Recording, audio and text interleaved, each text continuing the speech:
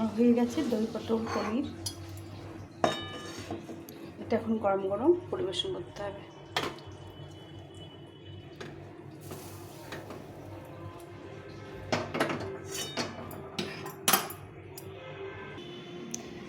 যারা পনির খেতে ভালোবাসে এভাবে একবার পনির রান্না করে খেতে ভীষণ ভালো লাগে, একদম গরম গরম। তো যারা খেতে চাইবে না তারাও এভাবে বানিয়ে দিলে সুন্দরভাবে খেয়ে নেবে। অসাধারণ খেতে হয়, তোমরা দেখে বুঝতে পারছো কত সুন্দর কালারটা এসছে, খেতেও ততটাই সুন্দর হয়। তো এরকম ঝটপট বানিয়ে ফেলো এইভাবে পটল আলু পনির, দই পনির। তো কীভাবে বানিয়েছি তোমাদের সঙ্গে সেই রেসিপিটা আজকে শেয়ার করছি। তোমার সঙ্গে থাকো, দেখতে থাকো সম্পূর্ণ ভিডিওটা, স্কিপ করো না। কীভাবে রান্না করেছি সেটা আজকে তোমাদের সঙ্গে শেয়ার করছি। তো চলো আমরা রান্নাটা শুরু করে দিই। হ্যালো বন্ধুরা, কেমন আছো? আশা করছি সবাই ভালো আছো। দুপুরে আবার চলে এলাম রান্নাঘরে। তো দেখো কয়েক টুকরো পনির ছিল ফ্রিজে। আজকে পটল পনির দই দিয়ে দই পটল পনির করব। তো এখানে পটল দুটো আলু কেটে নিয়েছি, পটলগুলো একটু ভালো করে গা ছুলে এভাবে নিয়েছি। আর কয়েকটা পনির ছিল সেটা একটু ভেজে নেব। প্রথমে একটু পনিরটাকে ভেজে নেব নুন হলুদ দিয়ে, সামান্য একটু লবণ দিয়ে আর হলুদ দিয়ে পনিরটাকে হালকা ভেজে নেব। পনির ভেজে রান্না করলে খেতে ভালো লাগে আমার, একটু হালকা করে ভেজে নেব। বেশি পনির নেই, দেখো কয়েক টুকরো পনির আছে, তো এটাতেই করে নেব রান্নাটা।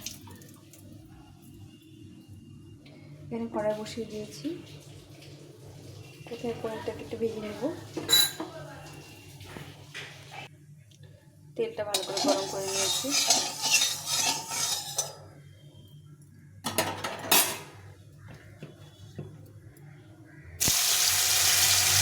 হালকা করে একটু ভেজে নেব, এটা একটু ভাজবো না, বেশি ভাজলে পনির খেতে ভালো লাগে না। ভাজা হয়ে গেছে, একটু নেবো, একটু হালকা করে একটু ভেজে নিলাম। এই জলের মধ্যে দিয়ে দিয়েছি, একটু জল গরম করে নিয়েছি। জলের মধ্যে দিলে, গরম জলে দিলে পনিরটা নরম হবে। একটু গরম জলে দিয়ে দিলাম। এখন এই তেলে আমি আলুটা ভেজে নেব।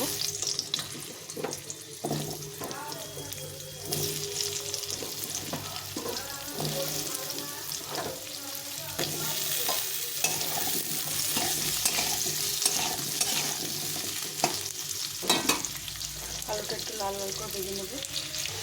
আলুটা কিছুটা ভাজা হয়ে গেছে, আমি এই পটলটা দিয়ে দেবো। কয়েক টুকরো পটল আছে, এটা আলাদাভাবে ভেজে নামিয়ে একসাথে ভেজে নেব। আলু আর পটলটাকে লাল লাল করে ভেজে নিতে হবে। আলু পটলটা কিছুটা ভাজা হয়ে গেছে, এখানে আমি একটা মশলা করে নেব। এখানে একটু দই নেব, 2 চামচ মতো। এর মধ্যে দিয়ে দেবো স্বাদ মতো লবণ,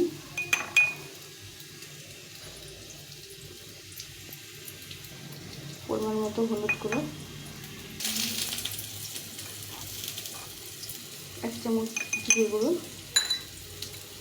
আর 1 চামচ লঙ্কা গুঁড়ো। এইটা দিয়ে জলে একটু গলে নেব, ভালো করে ফেটিয়ে নেব দইটাকে।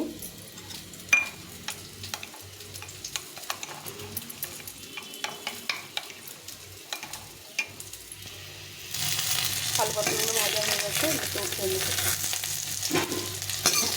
একদম লাল করে ভেজে নিয়েছি, এর মধ্যে কোনো হলুদ লবণ দিইনি, এমনি শুধু ভেজে নিয়েছি। এখানে আর পরিমাণ মতো তেল দিয়ে দেবো। এখানে নিয়েছি শুকনো লঙ্কা, গোটা জিরে, গরম মশলা, দারচিনি আর তেজপাতা, এটা ফোড়নে দিয়ে দিলাম।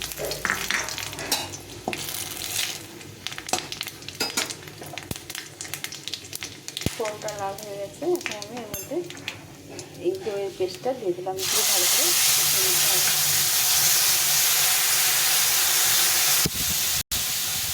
মশলা থেকে তেল ছেড়ে দিয়েছি। এখন আমি পটল আর আলুগুলো দিয়ে দিই, দিয়ে ভালো করে কষিয়ে দিতে হবে।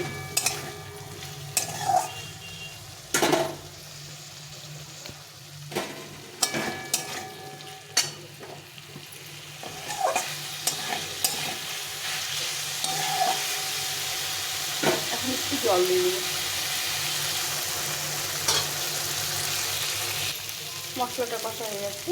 এখন আমি একটু গরম জল করে রেখেছিলাম, গরম জলটা দিয়ে দিই। তরকারিটা ফুটে গেছে। এখন আমি এখানে এই যে পনিরটা ভিজিয়ে রেখেছিলাম জল সহ, এই পনিরটা দিয়ে দিলাম।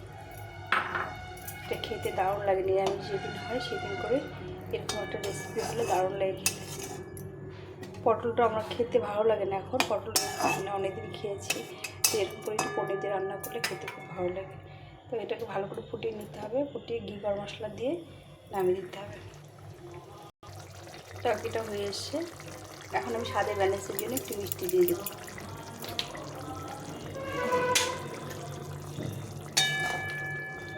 নিরামিষ সবজিতে একটু মিষ্টি দিলে স্বাদটা ভালো হয়। কালারটা কত সুন্দর এসছে দেখো, খেতেও ভীষণ ভালো লাগে। এখন একটু সানরাইসে শাহি গরম মশলা দেবো। এটা অল্পতেই সুন্দর মানে গন্ধ হয়। একটু 1 চামচ মতো দিয়ে দেবো। আর এখানে দিয়ে দেবো একটু ঘি দিয়ে ঢাকা চাপা দিয়ে রাখতে হবে বেশ কিছুক্ষণ, রেখে এটা নামিয়ে দিতে হবে। দারুণ লাগে খেতে এরকম করে পনির রান্না করলে।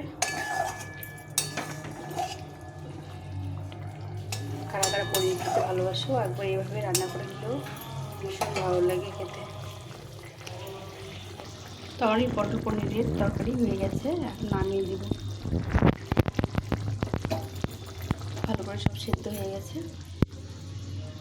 কালারটা কত সুন্দর এসেছে দেখো। তোমরা কারা কারা পছন্দ করে অবশ্যই জানিও। ভালো লাগলে লাইক করে বন্ধুদের সঙ্গে শেয়ার করে, নতুন বন্ধুরা সাবস্ক্রাইব করে পাশে থেকো। চলো এখন এটা নামিয়ে দিয়ে গরম গরম পরিবেশন করবো।